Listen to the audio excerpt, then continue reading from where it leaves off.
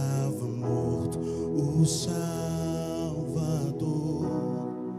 Seu corpo lá na cruz, seu sangue derramou, o peso do pecado ele levou.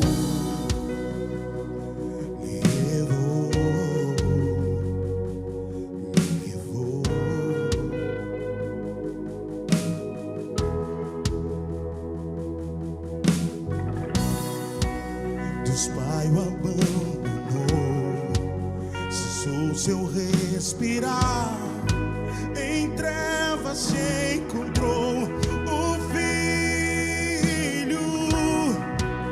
A guerra começou, a morte ele enfrentou, todo o poder das trevas vencido foi. A terra estremeceu, o sepulcro se abriu e nada vencerá seu grande amor. A morte onde está, o Rei ressuscitou, ele venceu para sempre, para sempre exaltado é, para sempre adorado é, para sempre ele vive, ressuscitou, ressuscitou. A terra estremeceu, o sepulcro se abriu e nada vencerá seu grande amor. A morte onde está, o Rei ressuscitou, ele venceu para sempre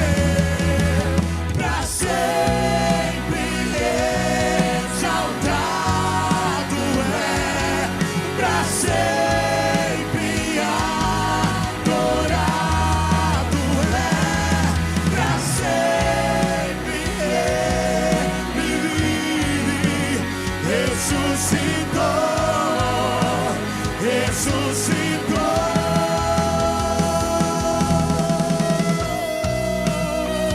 ressuscitou. O nosso Senhor ressuscitou. Ao terceiro dia ele ressuscitou. Ele ressuscitou. Ele ressuscitou. Ele venceu a morte. Ele venceu a morte. Ele venceu a morte. Ele ressuscitou. Sim, ele venceu a morte. Ele venceu a morte. Ele venceu a morte. Ele ressuscitou. Sim, ele venceu a morte. Ele venceu a morte. Ele venceu a morte. Ele ressuscitou.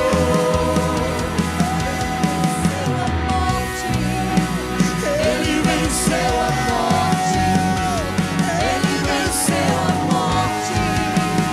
Ele ressuscitou. Ele ressuscitou.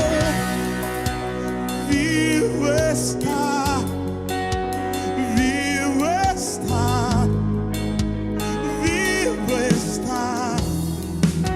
A morte não conseguiu vencer o Rei dos Reis, Senhor dos Senhores. Ele venceu.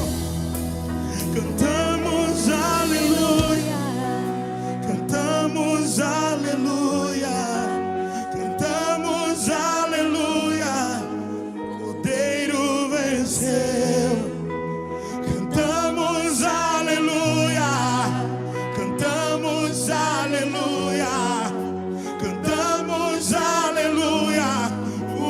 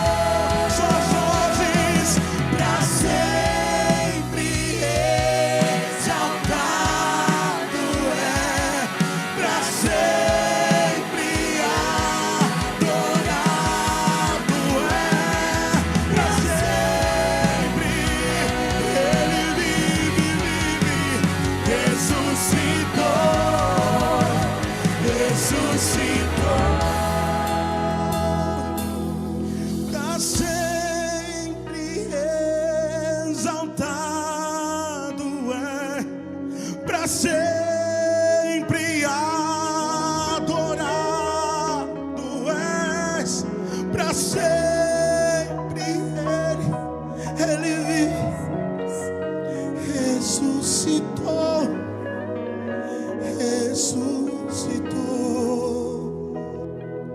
Jesus, nós te adoramos, Senhor. O teu nome é lindo, o teu nome é precioso. Nós te adoramos, Pai.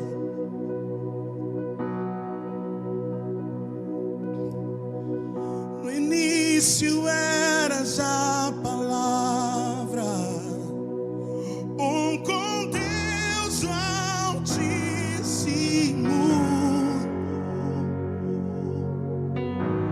O mistério de tua glória, Cristo em ti se revelou.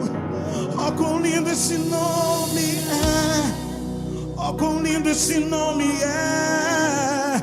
O nome de Jesus, meu Rei. Oh, quão lindo esse nome é! Maior que tudo Ele é. Oh, quão lindo esse nome é, o nome de Jesus.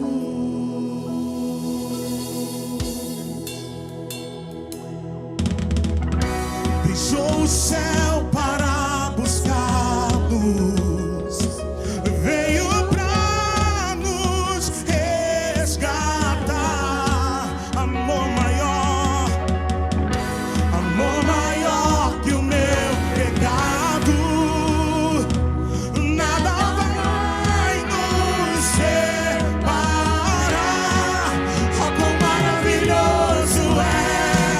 Oh, quão maravilhoso é o nome de Jesus, meu Rei. Oh, quão maravilhoso é! Maior que tudo Ele é.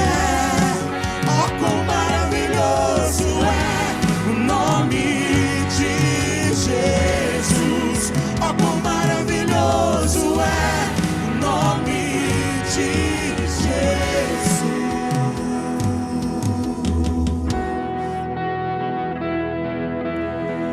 Senhor, o teu nome é maravilhoso.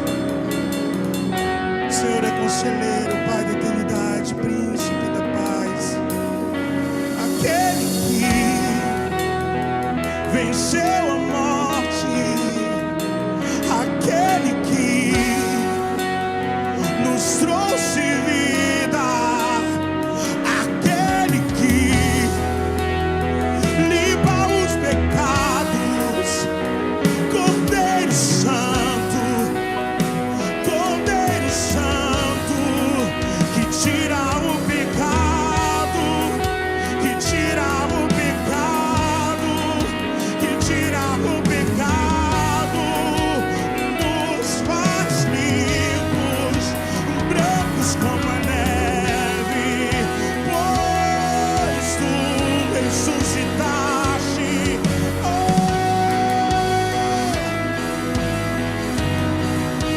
A morte venceste, o véu tu rompeste, a tumba vazia agora está. O céu te adora, proclama tua glória, pois ressuscitaste, viver. Declare na sua casa: és Invencível, inigualável, hoje pra sempre reinarás. Teu é o reino, tua é a glória, acima de todos. Declare mais uma vez que Ele é invencível. És invencível,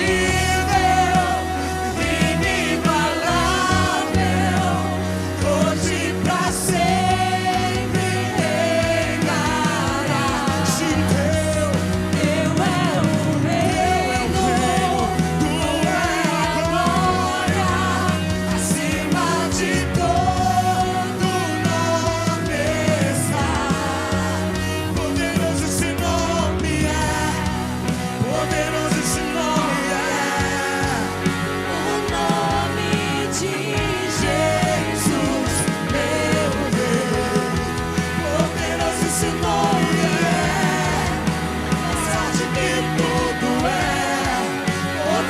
esse nome é nome de Jesus.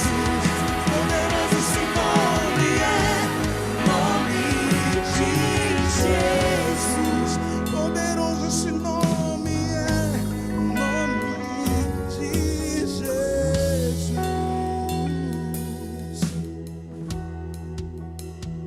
Aleluia, glória a Deus. O nome acima de todo nome, o nome poderoso, o nome invencível, o nome que reina. Que nome é esse? Jesus.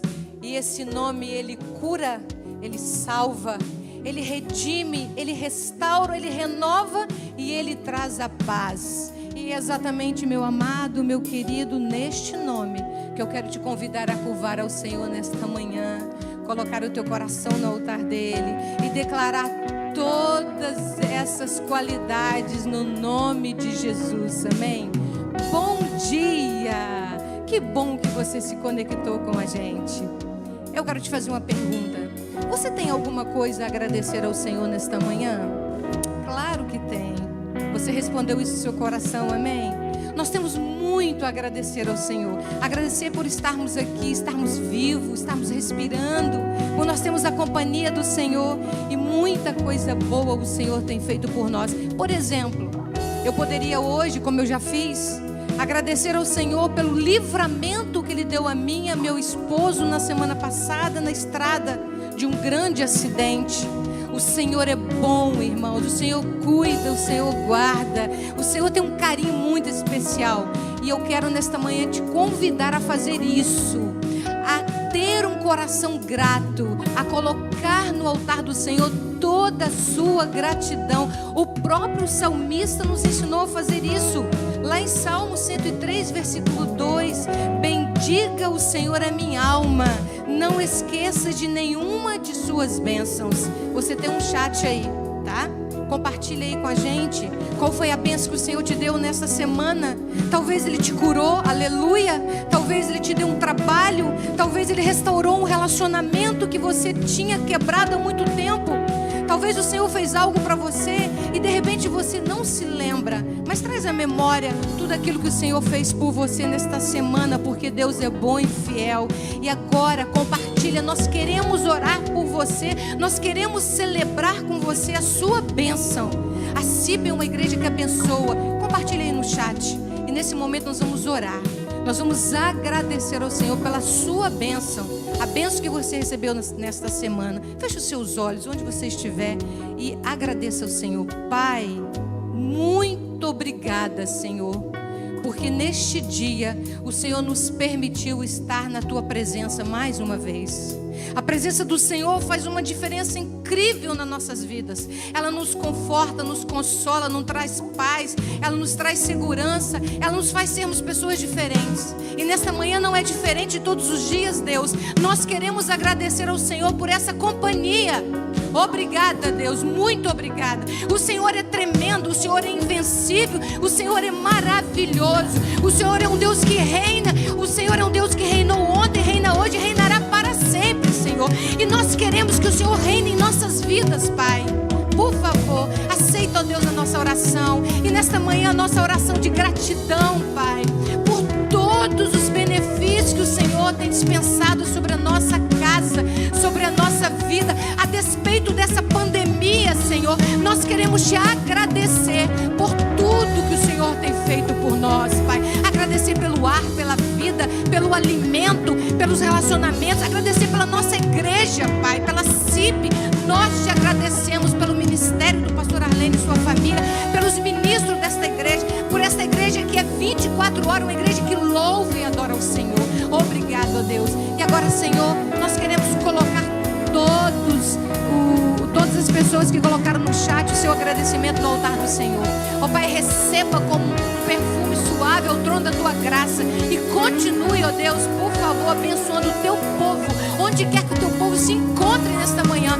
Nós temos um coração grato e nós sabemos que o coração grato agrada o coração do Senhor. Deus, muito obrigada por todos os livramentos, por todas as bênçãos, por tudo que o Senhor tem feito, e nós te adoramos pelo que o Senhor é em nossa vida, Senhor e Rei.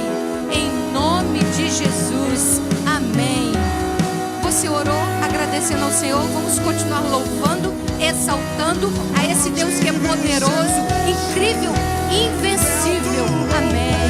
Aleluia. A tumba vazia agora está. O céu te adora, proclama tua glória, pois ressuscitaste livre. És invencível, inigualável, hoje pra sempre reinarás. Se teu é o reino, tu é a glória, acima de todo. As vozes declaram: és invencível, inigualável, Hoje pra ele reinarás. Sim, teu é o reino, sim, tu é a glória, acima de todo nome está. Poderoso esse nome é. poderoso Esse nome é o nome de Jesus. Poderoso esse nome é, mais forte que tudo é. Poderoso esse nome é, o nome de Jesus. Poderoso esse nome é, o nome de Jesus. Poderoso esse nome é, o nome de Jesus. Aleluia. E a palavra do Senhor nos diz, queridos, lá em Filipenses capítulo 4, versículo 19: o meu Deus suprirá todas as necessidades de vocês, de acordo com a sua gloriosa riqueza em Cristo Jesus. Em Cristo Jesus, o nosso Deus vai suprir todas as suas necessidades.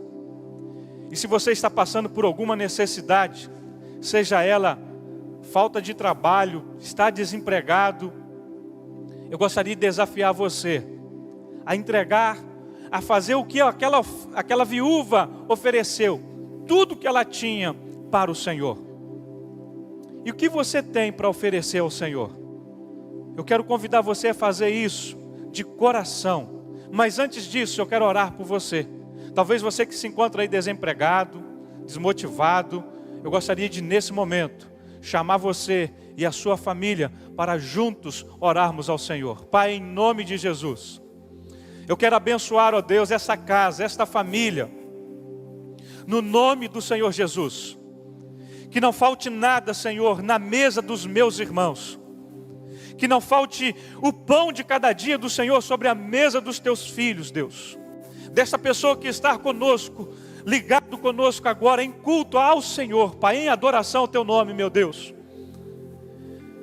Talvez, ó Deus, na casa de alguém que talvez possa até mesmo, Senhor, estar ouvindo, estar participando conosco. Ela não sabe, ó Deus, o que vai preparar para o almoço. Senhor, por favor, Deus, que haja provisão dos céus, Pai, sobre esta casa, sobre esta família, meu Deus. Aquele irmão, aquela irmã que está desempregado, meu Pai, amanhã, na segunda-feira, Senhor, ela receba uma ligação, e alguém convidando para que ela possa trabalhar, ó Deus. Aquela empresa onde ela entregou o currículo, ó Deus, possa ligar para ela, Senhor, chamando para uma entrevista de emprego. Meu Deus, que amanhã possa ser um dia novo na vida, na família dos meus irmãos, Pai. Faça algo novo, Senhor. Eu creio no nome de Jesus.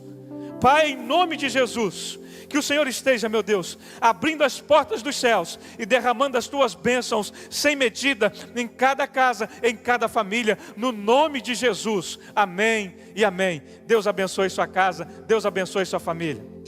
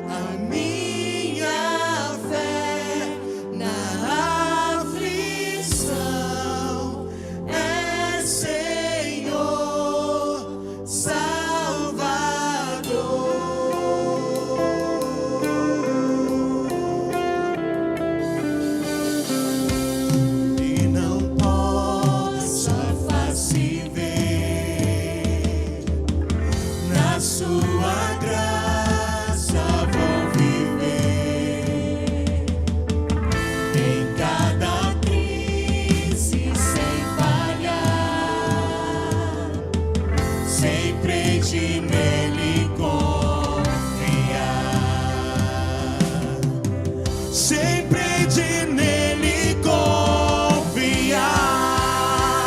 Oh, Cristo é a rocha em que firme está a minha fé na aflição.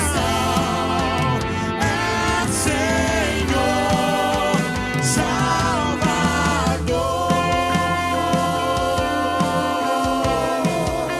É Senhor.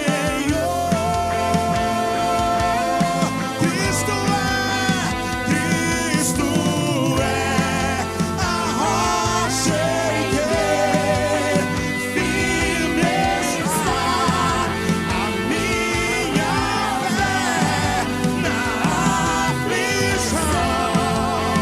É Senhor Salvador.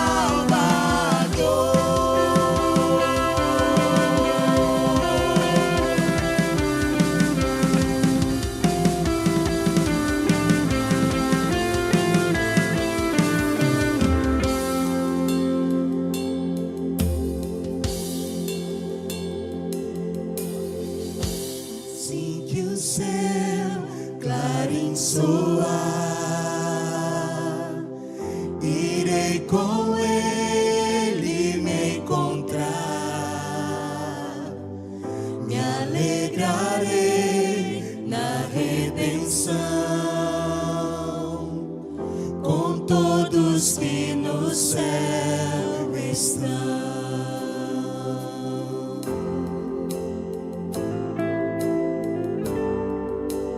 Rocha mais alta que eu, Jesus, firmo as minhas promessas em ti. Rocha mais alta que eu, rocha mais alta que eu, tu és. Rocha mais alta que eu, rocha mais alta que eu. Cristo é a rocha em que firme está a minha fé na aflição. É Senhor Salvador. As vozes declaram: Cristo é a rocha em que firme está a minha fé na aflição. É Senhor Salvador.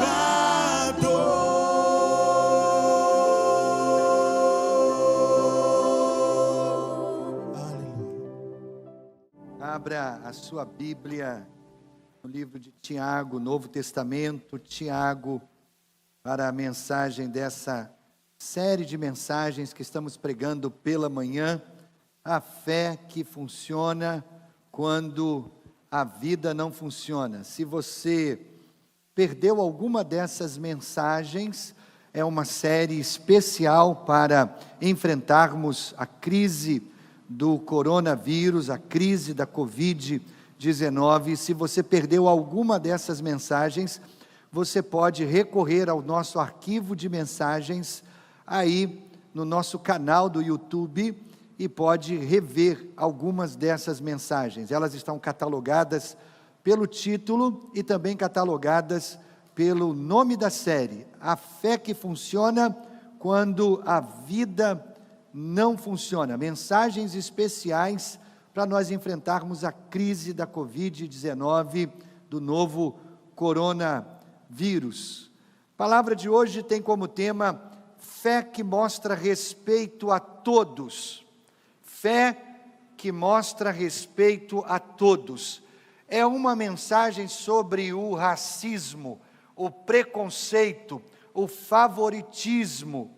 Querido, você sabe, quando nós estamos sobre estresse prolongado, é o caso em que nós estamos enfrentando nesse momento, isso tende a trazer à tona o pior de nós. Estresse prolongado tende a trazer à tona o pior de nós. E à medida que essa pandemia se alonga, nem sempre nós estamos no nosso melhor, infelizmente. Nós podemos nos tornar mais irritados, mais impacientes, mais egocêntricos.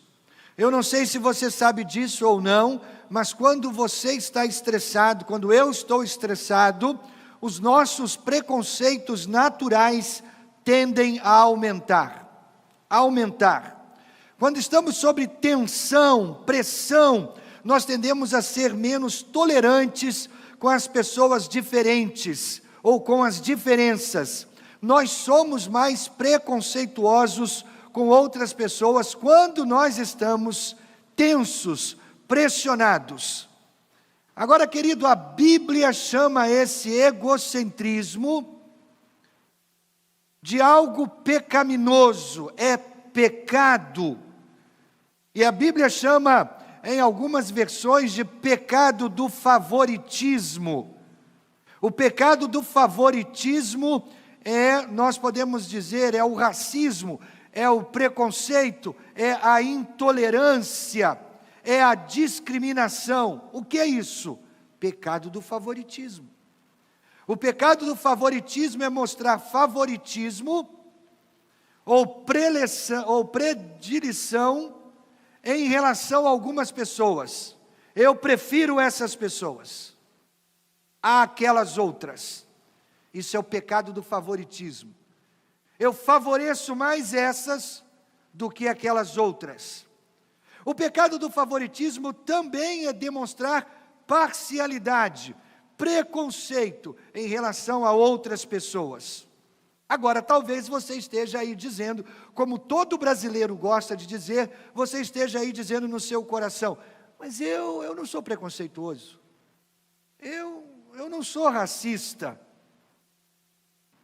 Ok, querido, vamos considerar algumas maneiras sutis de favoritismo, sutis de parcialidade.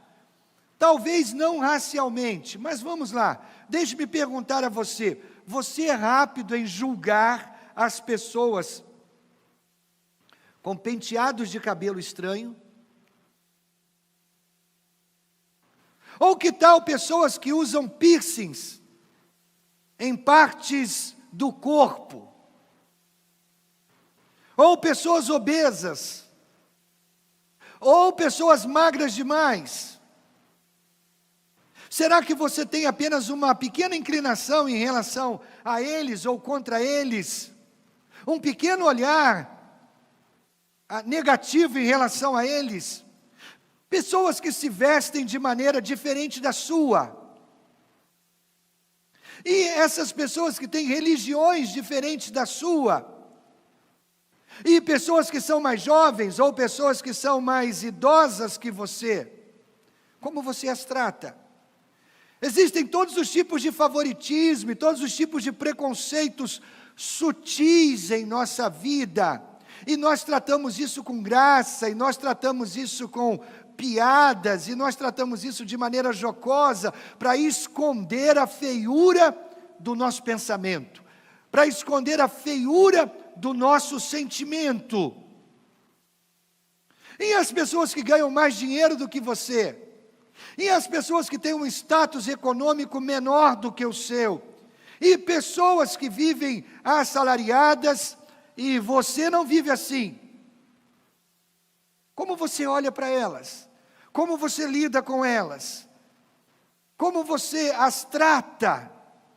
Deuteronômio capítulo 10, o versículo 17, na versão viva, diz assim: Ele é o grande Deus, Ele é o Deus grande, poderoso e terrível, que não é parcial. Veja, não há parcialidade em Deus, não se vende a ninguém. O texto está dizendo, Deus é grande, Deus é terrível, e Deus não é parcial. Ainda em 2 Crônicas, capítulo 19, versículo 7, diz assim: agora que o temor do Senhor esteja sobre vocês, julguem com cuidado, pois com o Senhor, o nosso Deus, não há injustiça, nem parcialidade, nem suborno. Deus não tolera isso. Deus não tolera a injustiça, Deus não tolera a parcialidade, Deus não tolera o suborno. E nós também não deveríamos tolerar a injustiça, a parcialidade, que é o favoritismo, que é o preconceito, que é a discriminação. Por quê? Porque todos os três são injustos. Diretamente falando, todos os três são pecados. Todos os três são desonestos, todos os três são não amorosos. Eles são o oposto da integridade, da humildade, da generosidade. Então, se você pratica a parcialidade, o favoritismo, seja ele em que área seja, é pecado. Agora, nós estamos estudando o livro de Tiago. O livro de Tiago, ele é para o Novo Testamento o que o livro de Provérbios é para o Velho Testamento. O livro de Tiago é um livro de sabedoria, como Provérbios, como Eclesiastes, são livros de sabedoria no Velho Testamento. E eles não têm, Tiago também não tem, um tema central. Ele trata de vários assuntos, e como ele trata de vários assuntos, Tiago trata esses assuntos em um versículo, e às vezes o próximo versículo trata de outro assunto. Por isso que muitas vezes nós estamos saltando de capítulo para capítulo, de versículo para versículo, porque Tiago traz pequenas gotas de sabedoria condensadas em pequenos textos. Então nós não acompanhamos Tiago linearmente, nós acompanhamos tematicamente. E um dos temas dentro deste grande livro de sabedoria é o pecado do favoritismo. E aí Tiago capítulo 2, o versículo de 1 a 9, eu vou ler esse texto, ele exemplifica, ele expõe o desejo do coração de Deus em relação a como devemos tratar o pecado do favoritismo. Diz assim: meus irmãos, como crentes em nosso glorioso Senhor Jesus Cristo, não façam diferença entre pessoas, tratando-as com favoritismo. Suponham que na reunião de vocês, entre um homem com um anel de ouro e roupas finas, e também entre um homem pobre com roupas velhas e sujas, se vocês derem atenção especial ao homem que está vestido com roupas finas, e disserem: aqui está um lugar apropriado para o Senhor, mas disserem ao pobre: você fique de pé ali, ou sente-se no chão junto ao estrado onde ponho os meus pés, não estarão fazendo discriminação, fazendo julgamentos com critérios errados? O texto é tão claro, não é verdade? O favoritismo baseado na posição econômica. Entra na igreja uma pessoa bem vestida, demonstrando ser alguém de posses, e ao mesmo tempo entra alguém pobre, alguém humilde, alguém simples. Ao rico há um lugar especial, há uma cadeira especial. O pobre senta no chão, fica por ali mesmo. E aí o texto está dizendo: isso não é discriminação? Isso não é tratar o outro com favoritismo? Isso não é julgar as pessoas com critérios errados?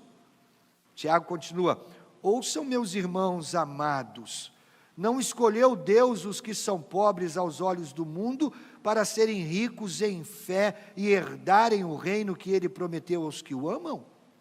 Mas vocês têm desprezado o pobre. Não são os ricos que oprimem vocês? Não são eles os que os arrastam para os tribunais? Não são eles que difamam o bom nome que sobre vocês foi invocado? Se vocês de fato obedecerem à lei real encontrada na Escritura, que diz: ame o seu próximo como a si mesmo, estarão agindo corretamente. Mas se tratarem os outros com favoritismo, olha aí, estarão cometendo pecado e serão condenados pela lei como transgressores. Agora, queridos, isso é bem claro, muito claro. Isso nos dá um exemplo claro de preconceito econômico. Há um favorecimento do cara que tem mais dinheiro sobre a pessoa que tem menos dinheiro. Mas o que Deus diz durante toda a sua palavra sobre o preconceito? O quê? Por que Deus odeia tanto o preconceito? Eu penso em 4 razões bíblicas para isso. Porque Deus odeia o preconceito, porque Deus odeia o favoritismo, porque Deus odeia o racismo. Em primeiro lugar, porque o preconceito questiona a criação de Deus. Você sabe, foi ideia de Deus criar todos os diferentes tipos de pessoas. Ideia de Deus. Nós fomos criados todos nós diferentes. Deus pensou em raça. Raça é a ideia de Deus. Ele pensou em sexo. Sexo é a ideia de Deus. Ele pensou em criar para todos nós diferentes formas e tamanhos e volumes. Quão chato seria o mundo se todos nós fôssemos iguais? Pense nisso. Agora veja bem, uma pessoa preconceituosa, racista, fanática, essencialmente ela está dizendo: olha, Deus, eu não gostei do seu plano. Deus, eu não gostei da sua ideia. Que ideia foi essa de criar todo mundo diferente? Que ideia foi essa de criar formas e jeitos e pessoas diferentes? Deus, eu tenho uma ideia melhor para lhe dar. Por que o Senhor não faz todo mundo parecido comigo? É isso que o racista está dizendo. É isso que o preconceituoso está dizendo. É isso que o fanático está dizendo. E isso é uma expressão flagrante de orgulho, vaidade, narcisismo. Atos capítulo 17, versículo 26, nós lemos: de um só fez ele todos os povos. Deus criou todos os povos.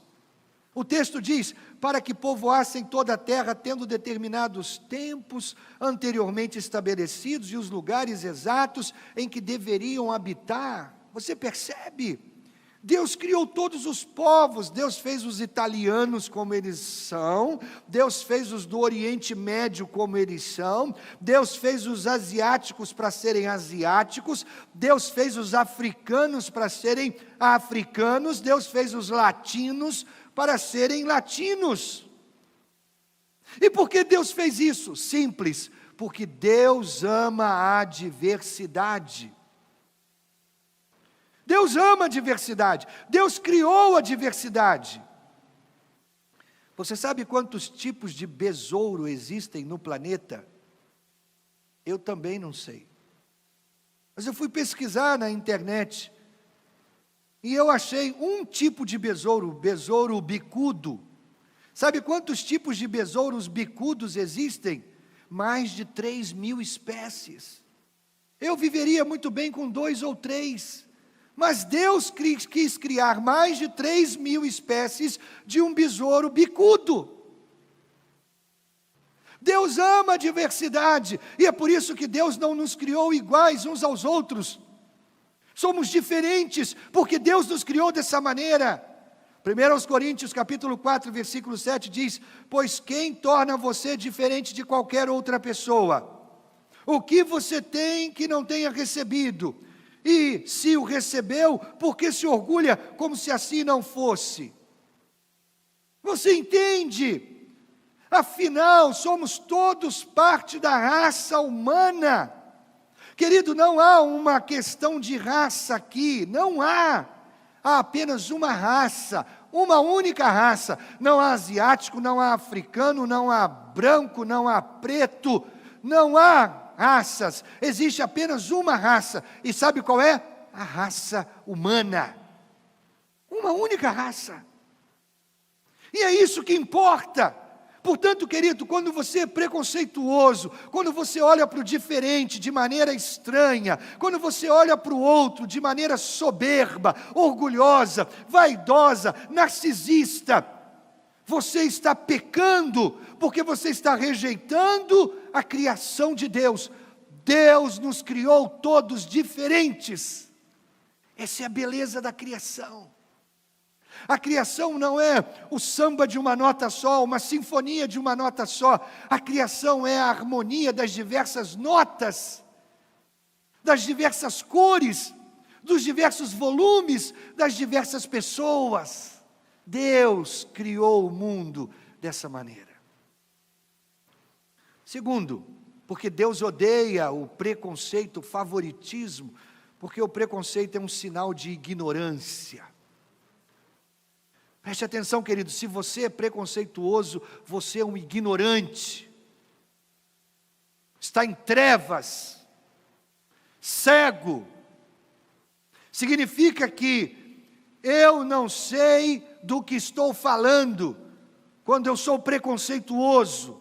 Eu estou revelando a minha tolice.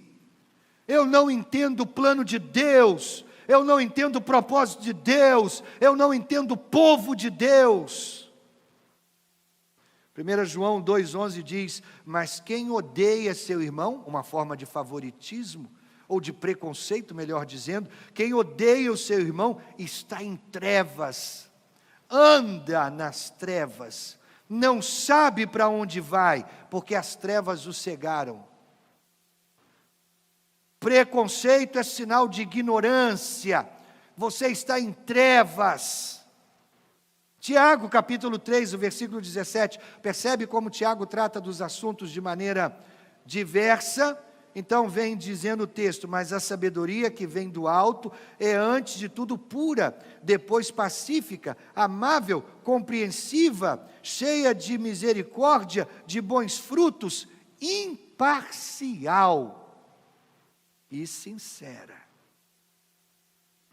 Agora veja bem, querido, não se julgue sábio se você acha que as pessoas são menos ou mais do que você. Me perdoe, eu sou pouco tolerante com os intolerantes. Eu sou pouco tolerante com os racistas. Eu sou pouco tolerante com os preconceituosos, e está me dando uma vontade enorme de dizer o que eu vou dizer agora. Se você evidencia racismo na sua vida, você é um burro. Melhor, em defesa dos burros, eu direi, você é um ignorante. Você é um tolo. Quando a gente vive livre de preconceitos, isso é uma marca de sabedoria. Veja bem, querido, o conhecimento aparece nos testes, mas a sabedoria aparece nos relacionamentos. Você é tolo quando trata alguém de maneira preconceituosa. Você é um tolo quando trata alguém com racismo. Você é um tolo quando trata alguém com favoritismo. Mas você é um sábio quando vive livre desses pecados. Quando eu tenho um relacionamento em que eu trato você menos do que você merece ser tratado, isso mostra que eu sou um tolo. Eu não estou sendo sábio. Preconceito é um sinal de ignorância. Terceiro, por que Deus odeia o preconceito, o racismo? Porque o preconceito desobedece ao grande mandamento. Simples assim. O preconceito desobedece o grande mandamento. Não é apenas mostrar ignorância, não é apenas rejeitar a criação de Deus, mas desobedece o grande mandamento. E você sabe qual é o grande mandamento. Vou recorrer a Gálatas capítulo 5, os versículos 14 e 15 dizem assim: toda a lei se resume num só mandamento: ame o seu próximo como a si mesmo. Mas se vocês se mordem, se devoram uns aos outros, cuidado para não se destruírem mutuamente. Queridos, nós estamos vivendo um tempo agora em que há mais divisão, há mais partidarismo, há mais palavras de ódio e de raiva, há mais divisão em nossa sociedade do que eu já vi em todos os meus 53 anos de vida. Há muito mais partidarismo e divisão e favoritismo no mundo que nós vivemos. Depois que Jesus disse que o segundo maior mandamento é amar o próximo, os fariseus perguntaram: Jesus, quem é o meu próximo? Olha, eles queriam colocar um limite, eles não queriam amar todo mundo. Ok, eu preciso amar o meu próximo, então me diga quem é o próximo. Delimite, mostre os limites e nós vamos amar, porque nós não estamos dispostos a amar todo mundo. Nós queremos amar o mínimo possível. O mínimo possível. Queridos, o tempo que nós estamos vivendo é esse tempo. Eu vou amar a minha tribo, eu vou amar o meu grupo, eu vou amar o meu partido. E o mundo está fracionado. Hoje nós temos os homossexuais e os heterossexuais. Nós temos as mulheres lutando pelos direitos delas e temos os homens protestando. Nós temos os pretos e nós temos os brancos. Nós temos os pobres e nós temos os ricos. Nós temos os evangélicos e nós temos os muçulmanos. Nós temos eles e nós temos nós.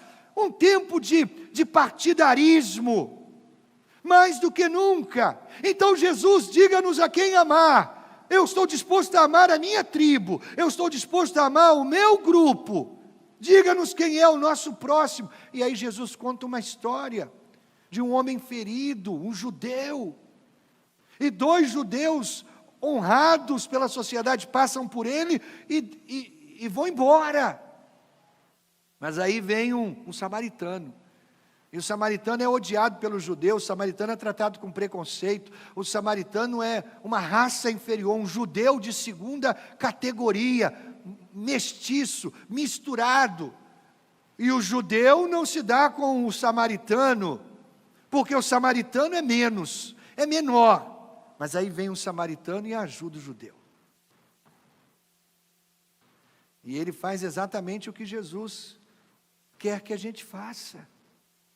Trate todos com o devido respeito. Quem é o meu próximo? É aquele que está perto de mim e passa por necessidade e eu tenho que ajudá-lo. É aquele que está perto de mim e é tão diferente de mim, mas ainda assim eu amo como um irmão de sangue. Tiago, capítulo 2, o versículo 8, diz: se vocês de fato obedecerem à lei real encontrada na Escritura, que diz, ame o seu próximo como a si mesmo, estarão agindo corretamente. Deus odeia o preconceito porque ele vai contra o grande mandamento. O grande mandamento, a lei real encontrada na Escritura, diz que a gente precisa amar o próximo. E querido, ao ler a Bíblia, cada vez mais, eu estou absolutamente convencido de que a igreja, a família de Deus, o corpo de Cristo, a igreja é a resposta para o racismo, para o sexismo, para o preconceito econômico e para qualquer tipo de preconceito. A igreja é a resposta.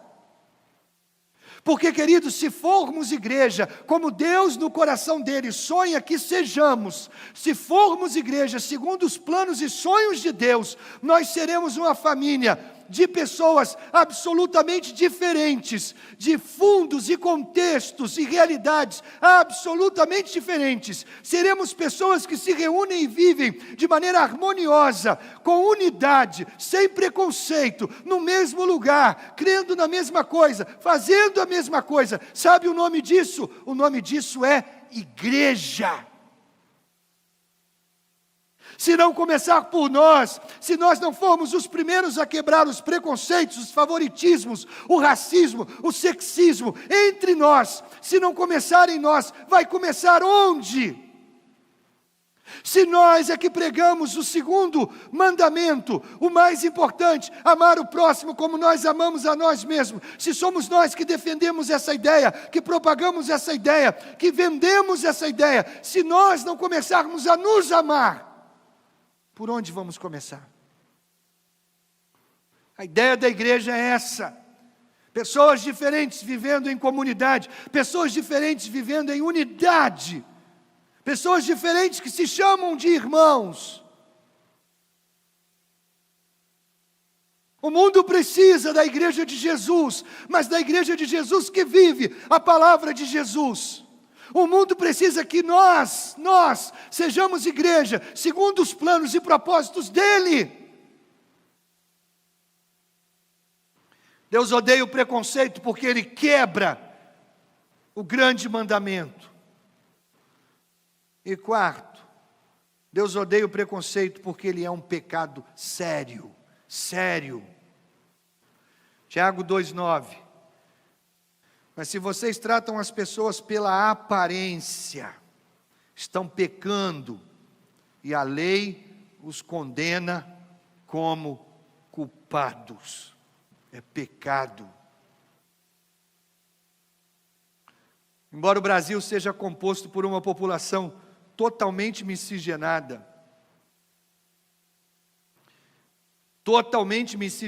na sua maioria, nós temos muito racismo, nós temos muito preconceito, nós temos muito favoritismo entre nós. Temos sim. Pessoas são tratadas de maneira diferente só por causa da sua aparência, ou só por causa da cor da sua pele, ou só por causa do jeito do seu cabelo, ou só por causa da maneira como se vestem. Sabe qual é o nome disso? Pecado. Isso irrita Deus, isso ofende Deus, isso deveria também nos irritar, isso deveria também nos enojar. Quando outros são tratados só por causa da sua aparência, só por causa da casa em que vivem, só por causa do carro que dirigem, isso deveria nos causar náuseas. Racismo, querido, anote isso. Racismo é um problema de pecado, não um problema de pele. É um problema de pecado. Romanos 14. Versículo 10, na Nova Versão Internacional. Portanto, você, por que julga seu irmão? E por que despreza seu irmão? Pois todos compareceremos diante do tribunal de Deus. Como? Como assim desprezar? Como assim tratar mal o meu irmão? Eu e ele seremos julgados pelo mesmo juiz, no mesmo tribunal, com a mesma justiça, pela mesma lei. Como assim tratar alguém menos do que eu? Esse versículo não trata apenas de preconceito racial, fala de preconceito econômico, fala de aparência, fala de sexo. Veja bem, querido, o problema é que todos nós crescemos e todos nós somos ensinados, e todos nós somos instruídos a ter um certo pé atrás com os diferentes. É assim que nós crescemos. Ser diferente, cuidado, cuidado. Não fale com pessoas estranhas, cuidado. Ok, faz parte de como nós somos naturalmente educados. Mas, queridos, nós precisamos ensinar às nossas crianças que ser diferente não significa ser demoníaco. Ser diferente é apenas ser diferente. Ok, você naturalmente se sente mais à vontade com pessoas como você, ok, isso é normal, é a natureza humana. Mas não deveríamos tratar os diferentes de maneira diferente. Não deveríamos. Preconceituosamente. Não deveríamos tratar o outro mais ou menos por causa da sua raça, por causa da cor dos seus olhos, por causa da cor da sua pele. Então, como erradicar o pecado da parcialidade? Esse pecado do preconceito, do racismo? Como erradicar o pecado do favoritismo? Favorecer alguns grupos e se opor a outros grupos? Como nós podemos eliminar esse preconceito de nossas vidas? Essa é a questão que eu respondo com apenas um passo. Primeiro e mais importante, aprenda a ver as pessoas como Deus as vê. Anote isso. Nós erradicamos o favoritismo, o racismo, o sexismo, o preconceito econômico, quando nós começamos a ver as pessoas da mesma maneira que Deus nos vê. Agora veja bem, eu não faço isso naturalmente, eu não olho para as pessoas como Deus olha de maneira natural. Você também não fará isso de maneira naturalmente. Você tem que aprender, e você pode aprender, e eu posso aprender. E eu preciso de ajuda, e você precisa de ajuda, ajuda de Deus. Deus manda Samuel, o profeta, à casa de Jessé, ungir aquele que será o próximo rei de Israel, o rei escolhido por Deus. Samuel manda que os filhos de Jessé se apresentem, e um a um vão se apresentando, e Samuel olha para aquele que parece um guerreiro, aquele bonitão, aquele alto, e Deus diz, não, não é esse, e o outro, não, não é esse, e o outro, não, não é esse, e acabaram os filhos de Jessé. Deus me mandou ungir um filho de Jessé para ser o próximo rei. Jessé, acabaram seus filhos? Não, tem um rapaz, quase que eu ia esquecendo dele, Davi, está lá entre as ovelhas, chama Davi, mas é só Davi. E quando ele entra, Deus diz, é esse. 1 Samuel 16:7, o Senhor disse a Samuel, não considere a sua aparência, nem a sua altura, pois eu rejeitou aquele que era o bonitão, o guerreiro. E aí o Senhor diz, o Senhor não vê como o homem vê a aparência, mas o Senhor vê o coração. Samuel olha para o guerreiro, para o filho mais forte, proeminente, se destacava. Deus diz, não, não é esse. Samuel, aprenda uma coisa, não julgue pela aparência, faça como eu, veja o coração.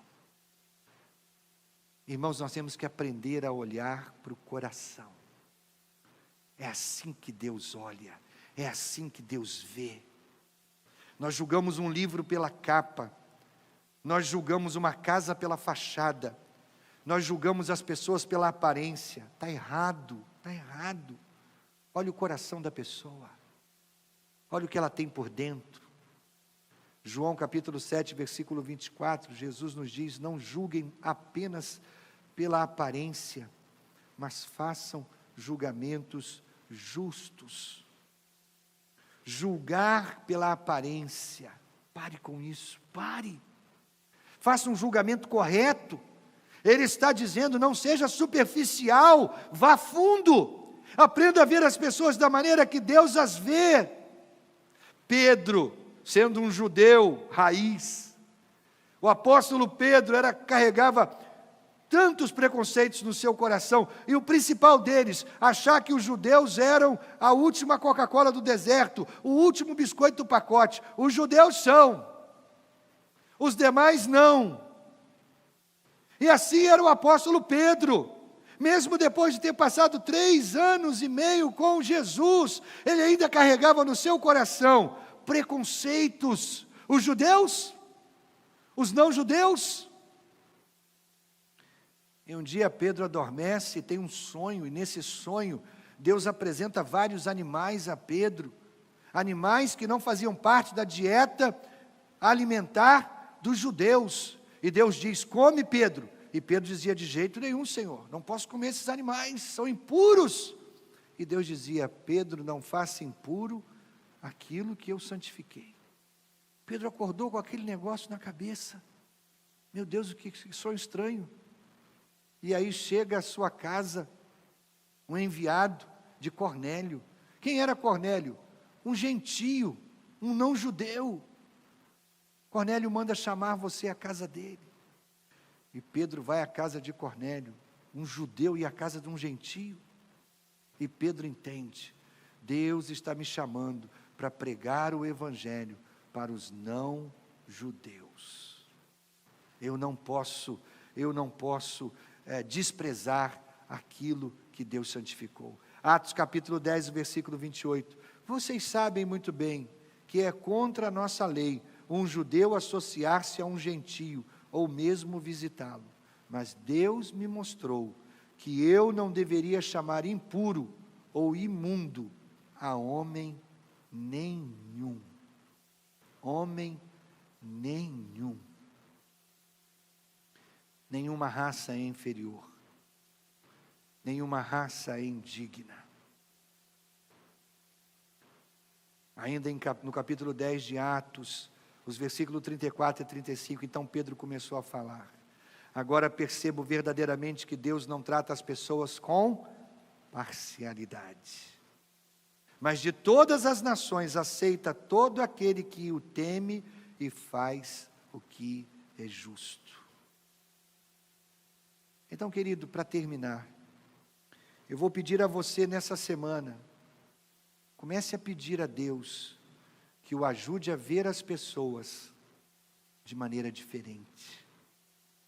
Peça ajuda a Deus. Deus, eu quero ver as pessoas como o Senhor as vê. Eu quero ver o coração das pessoas como o Senhor vê. Eu não quero ver as roupas, eu não quero ver as joias, eu não quero ver a aparência, eu não quero ver a cor da pele, eu quero ver o coração. Para terminar, a ideia final desse sermão, o plano de Deus, irmãos, é manter todas as pessoas unidas na igreja. Somos chamados como igreja para modelar a unidade, a reconciliação, a comunhão com o resto do mundo. Quando o mundo está dividido, quando o mundo está cheio de pequenos grupos, quando o mundo está cheio de parcialidade, favoritismo, racismo, sexismo, preconceitos econômicos, quando o mundo se fraciona dessa maneira, a igreja precisa ser o modelo da unidade, o modelo da união, o modelo do não favoritismo. 1 Coríntios capítulo 12, os versículos 37, eu vou pular para o 27, versículo 13, e eu vou pular para o 27, dizem assim: pois em um só corpo, todos nós fomos batizados em um único Espírito, quer judeus, quer gregos, quer escravos, quer livres, e a todos nós foi dado beber de um único Espírito. Ora, vocês são o corpo de Cristo, e cada um de vocês, individualmente, é membro desse corpo. Então já não há mais judeus, já não há mais gregos, já não há mais escravos, já não há mais livres. Todos somos um. Nós precisamos uns dos outros. E existem muitas razões pelas quais eu preciso de você e você, incrivelmente, precisa de mim, uns dos outros. Eu vou dar apenas alguns exemplos de como precisamos um do outro. Primeiro, a razão pela qual nós precisamos um do outro, porque precisamos de uma família igreja, porque você precisa de uma família igreja. Primeiro, é porque nenhum de nós é completo em si mesmo, nenhum de nós. Todos nós temos fraquezas, todos nós temos debilidades, todos nós fraquejamos em alguma área, e aí você precisa do apoio, da ajuda de outro, para que você siga em frente, para que você permaneça, para que você não fracasse, para que você não entre em falência. Nós precisamos uns dos outros. Segundo, nós precisamos uns dos outros, porque não podemos modelar reconciliação sozinhos. Eu quero dizer, é fácil a gente amar pessoas que são como nós, pessoas amáveis, pessoas legais, pessoas boas. Mas se Deus vai lhe ensinar o verdadeiro amor, então Deus vai colocar você perto de pessoas desagradáveis, Deus vai colocar você perto de pessoas intragáveis, Deus vai colocar você perto de pessoas estragadas, e você vai ter que amá-las, e você vai ter que modelar, e você vai ter que dar o exemplo de o que é viver a reconciliação. E nós não conseguimos viver a reconciliação sozinhos, precisamos uns dos outros.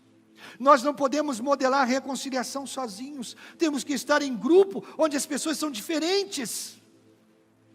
Terceiro, porque precisamos uns dos outros? Porque nos nossos relacionamentos, nós encontramos identidade. Meu amigo, preste bem atenção. O nosso mundo está fragmentado. Cada vez mais, em muitas divisões diferentes. Sabe por que o mundo está fragmentado? Porque é mais fácil dominar as pessoas fragmentadas. É mais fácil dizer, a minha bandeira é a bandeira dos pobres, vamos contra os ricos. A minha bandeira é a bandeira dos pretos, vamos contra os brancos. A minha bandeira é a bandeira dos desempregados, vamos contra os empresários. É mais fácil dominar quando a gente começa com o discurso do nós e do eles. Nós somos os desfavorecidos, então somos contra os favorecidos. É mais fácil dominar quando a gente diz assim, o rico não quer que o pobre ande de avião. O rico não quer que o pobre entre na loja. O rico não quer que o pobre compre. É mais fácil dominar, a nossa sociedade está fragmentada. E a igreja de Jesus Cristo precisa ser o lugar da reconciliação, do reencontro, da unidade. Nossa sociedade está literalmente desmoronando em todo tipo de divisão. As pessoas já não sabem mais quem elas são, por que elas são, quem sou eu, qual o meu sexo, qual a minha raça, qual a minha cultura, qual é a minha tribo, onde eu me encaixo. As pessoas não sabem mais quem elas são, de tão fragmentada que é a sociedade. Então nós, igreja, precisamos oferecer para as pessoas a oportunidade de identificação, de identidade, de significado. Gálatas capítulo 3. Todos vocês são filhos de Deus mediante a fé em Cristo Jesus. Pois os que em Cristo foram batizados, de Cristo se revestiram.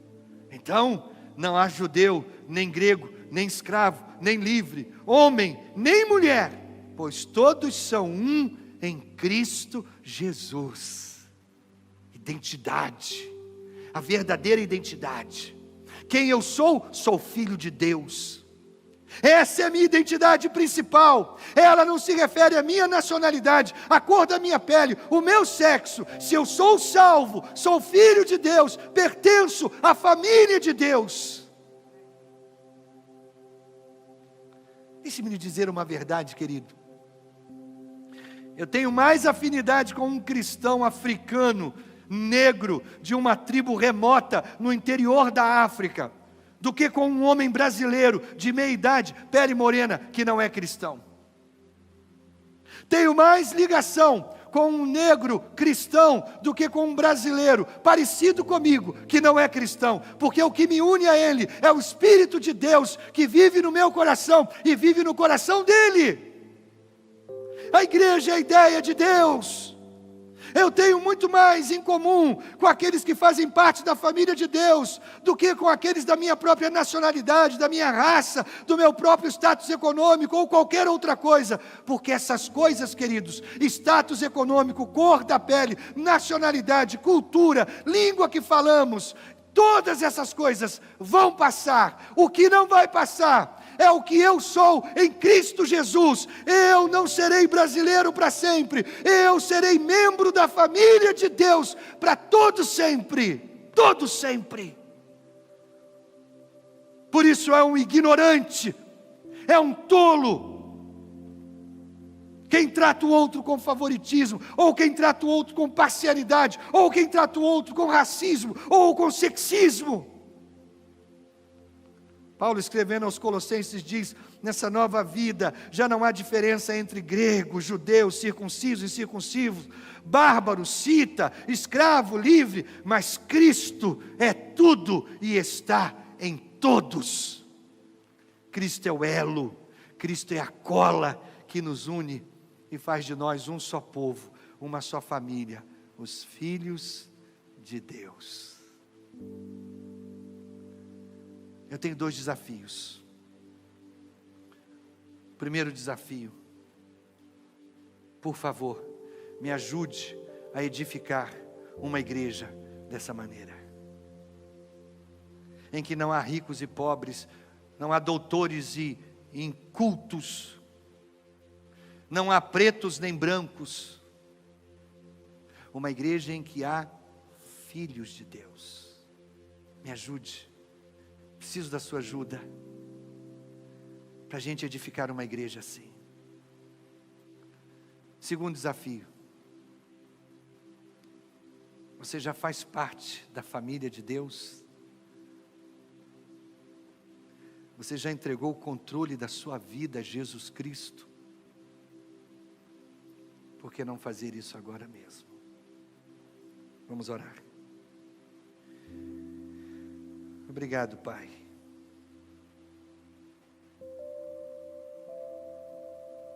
Minha nacionalidade não durará para sempre. A língua que eu falo não durará para sempre. A cultura que me permeia não durará para sempre. Mas para sempre, sempre e sempre, eu serei filho, filha de Deus. É nisso que eu encontro a minha identidade, é nisso que eu encontro a minha afinidade, é nisso que eu descubro quem eu sou verdadeiramente. Então, Deus, eu olho para os meus irmãos e oro, por favor, Deus, usa cada um de nós para a gente edificar uma igreja que seja família de Deus. E Deus, eu oro por aqueles que conosco estão nesta manhã, perto ou longe, e que ainda não deram o passo decisivo de entregar o controle de suas vidas a Jesus Cristo. Olha para eles, Deus, que o Teu Espírito toque o coração deles, que o Teu Espírito fale com eles, e os convença da absoluta necessidade de pertencer à família de Deus. Você ainda não deu o passo do batismo. E eu sinto no meu coração agora de falar com você. Você tem caminhado com o povo de Deus, você tem caminhado com a família de Deus, mas você ainda não deu o passo do batismo. Embora em tempos de pandemia nós estamos com nossos batismos suspensos, logo que passar, a primeira coisa que a gente vai fazer, no primeiro culto que a gente puder, ter todo mundo junto, batismos. Que tal você fazer parte dessa turma? Deus, eu oro por essas pessoas. Quero depositá-las em Tuas mãos. Elas estão tomando a decisão agora. Eu quero me comprometer um pouco mais. Eu quero me envolver um pouco mais. Toma, Senhor, em Tuas mãos. E ajude-as nessa decisão. Por Cristo Jesus, nosso Senhor. Muito obrigado, Pai. Em nome dEle nós oramos. Amém e amém. Querido, nós vamos cantar uma música, apenas um pedacinho da música. E enquanto nós cantamos essa música, você tomou uma decisão. Sua decisão, entregar o controle da sua vida a Jesus. Ou você tomou a decisão de batismo, eu quero me batizar. Então você precisa fazer um discipulado. Nós estamos a pleno vapor com o nosso discipulado. Várias pessoas estão sendo discipuladas exatamente nesse momento, se preparando para o batismo. Então, se você tomou a decisão entregando o controle de sua vida a Jesus, ou tomou a decisão pelo batismo, é muito importante. Agora, durante essa música, passe uma mensagem para o pastor de plantão. Passe uma mensagem para ele. Entreguei o controle da minha vida a Jesus, ou quero me batizar. Nós vamos entrar em contato com você e vamos ajudá-lo nessa decisão. Que bom que você participou conosco desta celebração. Espero que Deus tenha falado profundamente ao seu coração. Logo mais, às 19 horas, estaremos juntos numa celebração presencial. E fique atento, porque você não precisa agendar sua participação. Durante a semana, siga a CIB nas redes sociais e fique por dentro de tudo que está acontecendo. Tenham todos um excelente domingo. Até a próxima.